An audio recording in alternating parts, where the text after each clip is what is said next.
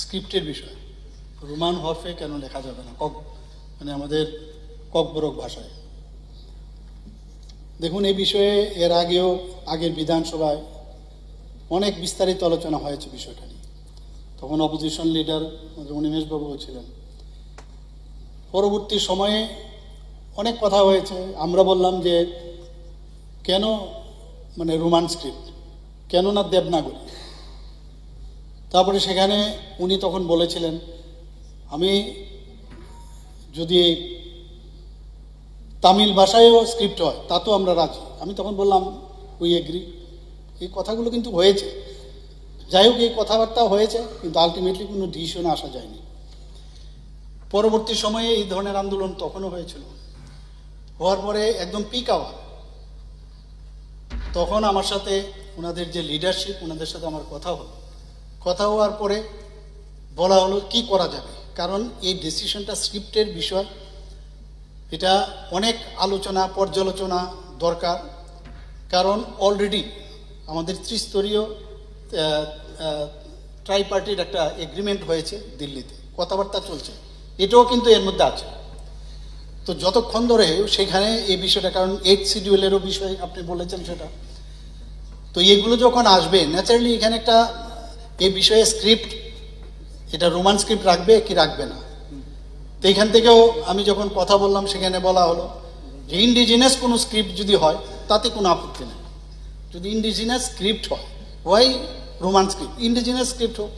এখানে চাকমা যারা আছে, ভাষাভাষী যারা আছেন, ওনারা কিন্তু নিজস্ব স্ক্রিপ্ট বানিয়েছেন। তো এইভাবে চলছে কথাবার্তা। আমি এগেনস্টে বলছি না, কথা হচ্ছে প্রস অ্যান্ড কন দেখে আমি এতটুকু বলতে পারি যে এটা একটা নিশ্চয়ই আমরা একটা জায়গায় আমরা আসব এবং নিশ্চয়ই তার সমাধান হবে। কারণ আমরা এই সরকার সমাধানের সরকার, প্রতিটা মানুষকে আমরা তার যে চিন্তা ভাবনা, তার যে কৃষ্টি সংস্কৃতি, তার ভাষা আমরা নিশ্চয়ই সম্মান করি। কিন্তু প্রশ্নটা দাঁড়াইছে এখানে যে কেন ওই যেটা আপনি বললেন যে 8 শিডিউলের মধ্যে এটা ফরেন স্ক্রিপ্টের বিষয়, যদিও ককবরক ভাষাটা এখন 8 শিডিউলে আসেনি, যদি আসে তখন এই প্রশ্নটা আসতে পারে, আমি জানি না। কিন্তু সেটা ওই পর্যায়ে যখন আলোচনা হবে, যার ডিসিশন হবে সেটাই হবে। কিন্তু এই যে কথাগুলো আমি বললাম, জায়দার দেবনাগরী, ইন্ডিজিনাস ইত্যাদি এই ধরনের কথা হয়েছে, পরবর্তী সময়গুলো হবে। আমরাও চাই যে আলটিমেটলি এটা একটা পর্যায়ে আসে, যেটা ডিসিশন হবে সেই ডিসিশন আমরা মানব, কোনো অসুবিধা নেই, আমাদের তরফ থেকে কোনো অসুবিধা নেই। আর দ্বিতীয় আমি বলছি যে কথাটা, যে এখানে আমার কাছে যে এখন আসছে আজকের যে 2025-এর যে সিবিএসসির এক্সাম, সেখানে দেখা গেছে যে ককবরক ভাষাভাষী যারা আজকের পরীক্ষায় যারা এনরোল স্টুডেন্ট ছিল 12th ক্লাসে 1412, পরীক্ষা দিয়েছে 1339, 73 মানে অ্যাবসেন্ট। অন্য কারণেও অ্যাবসেন্ট থাকতে পারে, বুঝে না সেরকম না।